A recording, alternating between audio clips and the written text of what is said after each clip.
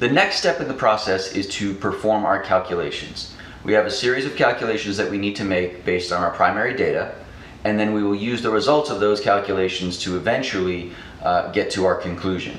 So the first part of your calculations is to find the density of the aluminum cylinder. We measured its volume and its mass. So this calculation, we use the density equals mass over volume formula, and you divide the mass that you recorded by the volume you recorded. Remember, it's the displaced amount of volume, it's not the total of the water plus the cylinder, it's just the difference between the water at the beginning of the experiment and the water at the end with the aluminum cylinder in it. So do that calculation and then we'll move on to the next part.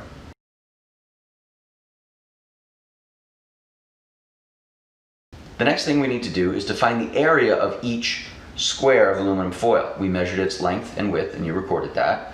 So we're going to have 4 different iterations of the same calculation, the area of each of the 4 squares.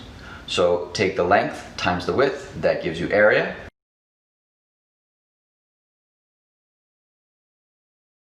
Next, we're going to take the density that we calculated for the aluminum cylinder, and we're going to use that as the density of the aluminum foil because, again, density is an intensive property, so it doesn't matter if you have a large aluminum cylinder, a massive aluminum container, or a small piece of aluminum foil. They all have the same density.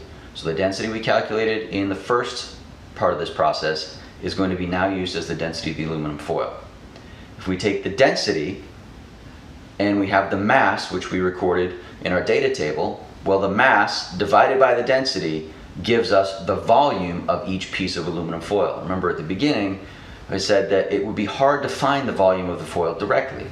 Well, now, through this series of calculations, we're going to find the volume of each piece based on the density of the foil, which we used based on the cylinder, and the mass, which we could measure directly.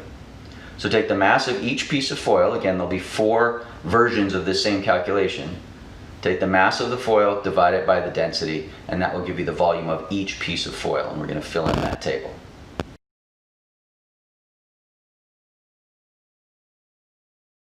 Finally, now we have the volume of each piece of foil, and we have the area of each piece of foil. And remember, the area is the length times the width.